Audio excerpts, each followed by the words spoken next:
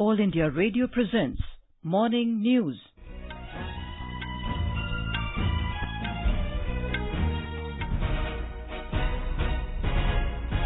Good morning, I'm Anuja Kumar.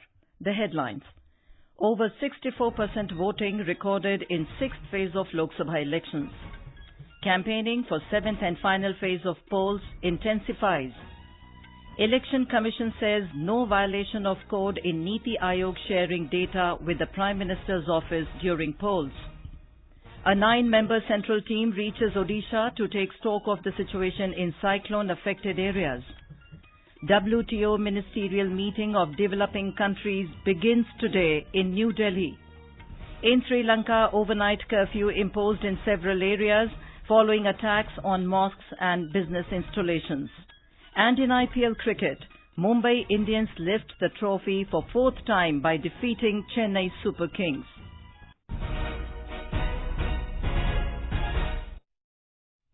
Over 64% polling was recorded in the 6th phase of Lok Sabha elections.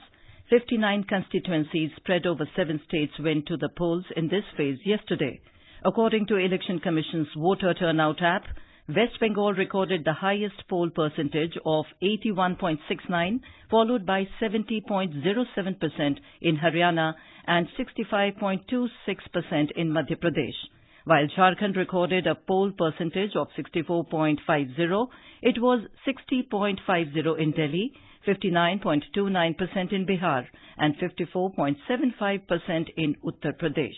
Briefing media persons in New Delhi, Senior Deputy Election Commissioner Umesh Sinha said people, including women and senior citizens, came out in large numbers to cast their votes.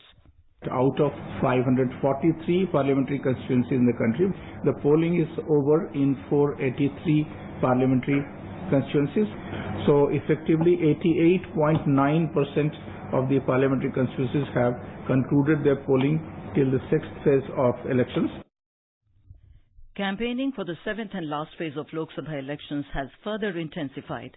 59 constituencies spread over 7 states and 1 union territory will go to polls in this phase on the 19th of this month.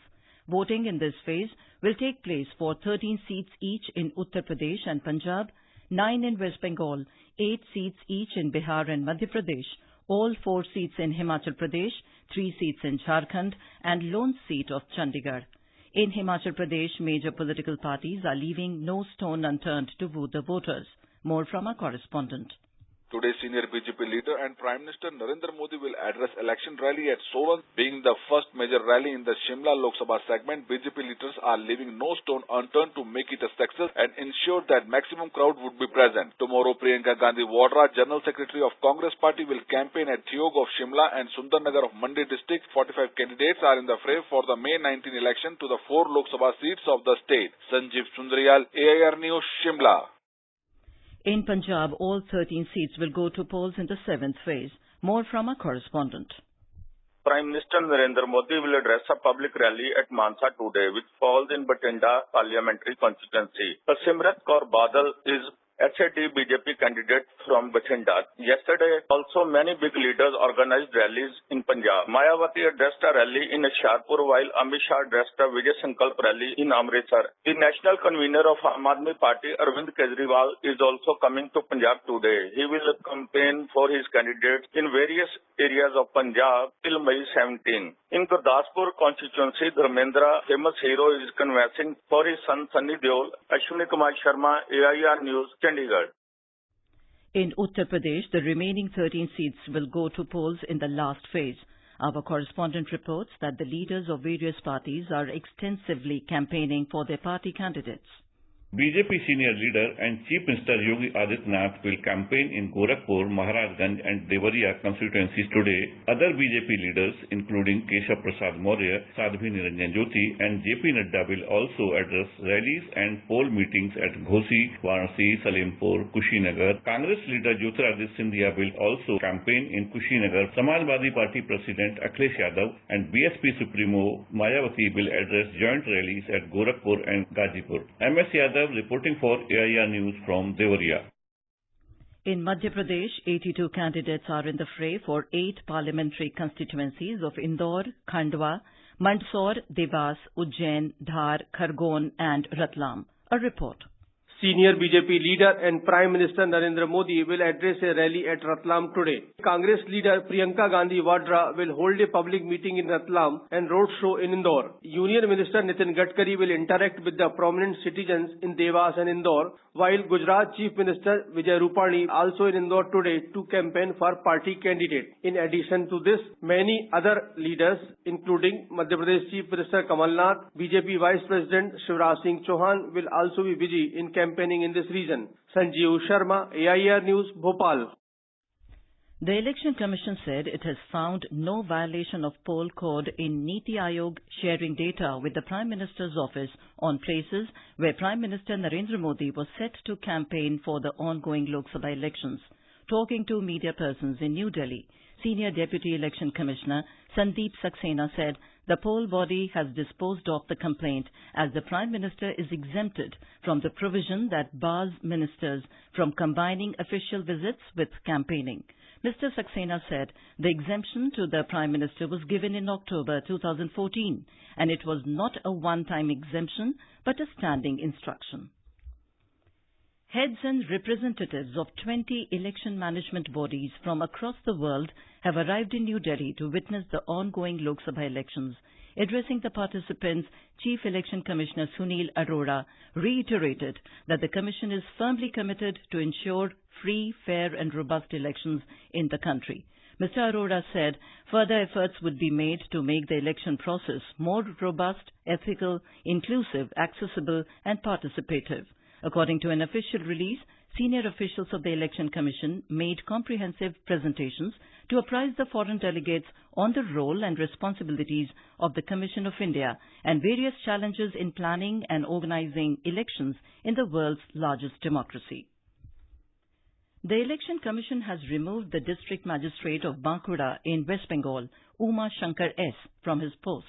The Commission has appointed Mukta Arya as the new District Magistrate of Bankura and directed her to take over the charges by this morning. The polling in the district completed yesterday. The opposition BJP has accused Uma Shankar of being biased towards ruling Trinamool Congress.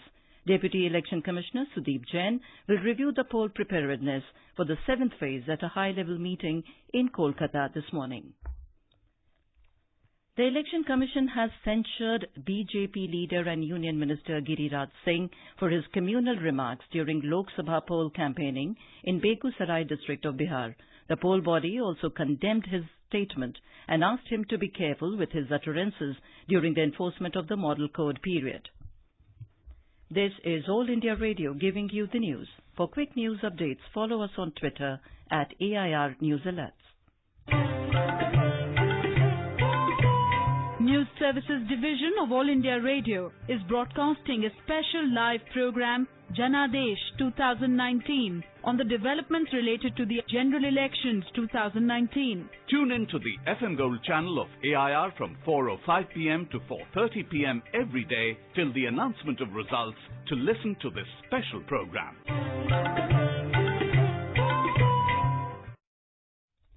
A 9-member central team reached Odisha last night to take stock of the situation in cyclone Fani-affected areas.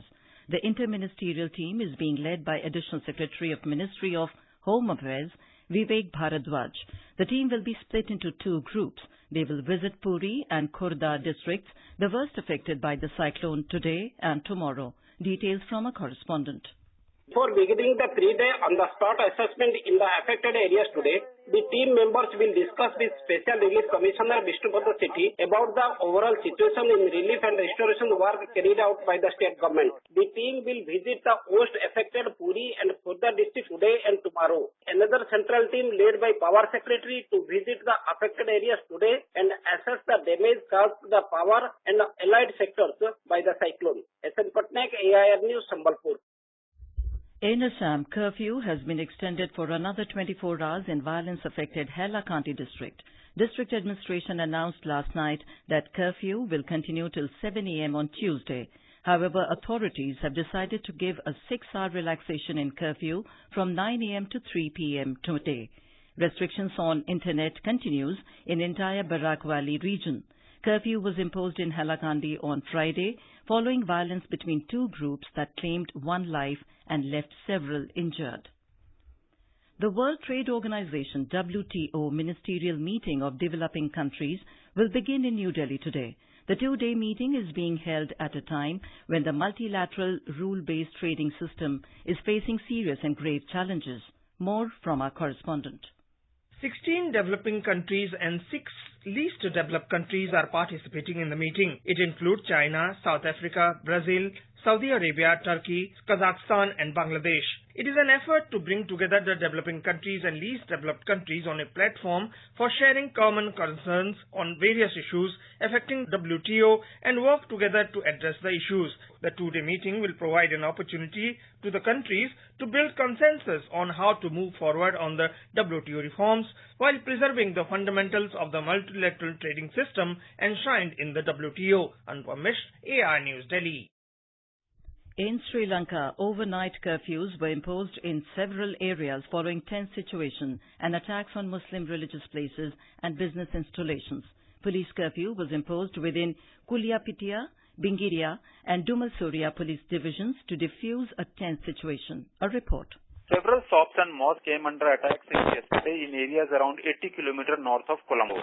The first incident happened when a mob reacted violently to a Facebook post, leading to tensions. Several social media sites have been blocked temporarily following the incident for the third time since Easter attack. Hate crimes against Muslims have been on the rise since attacks, and several calls are spreading for boycott of Muslim-owned businesses and shops. Political and religious leaders have appealed for calm, saying terrorists have no religion. Santosh Kumar for AIR News from Colombo. The United States is transferring $1.5 billion originally meant for the Afghan security forces and the Pakistan military to a fund to help pay for construction of the U.S.-Mexican border wall. According to acting U.S. Defense Secretary Patrick Shanahan, the funds were culled from a variety of sources to include unexecuted prior year funds, the suspension of reimbursements to Pakistan, and cost reductions in a series of contracts. Mumbai Indians became the IPL champions for the fourth time after defeating Chennai Super Kings by 1 run in a thrilling final in Hyderabad last night. Last ball dismissal of Shardul Thakur by paceman Lasith Malinga registered the final win for Mumbai over Chennai. Chasing a victory target of 150 set by Mumbai, Chennai Super Kings were restricted to 148 for 7 in stipulated 20 overs. Earlier put into bat, Mumbai made 149 for 8 in stipulated 20 overs.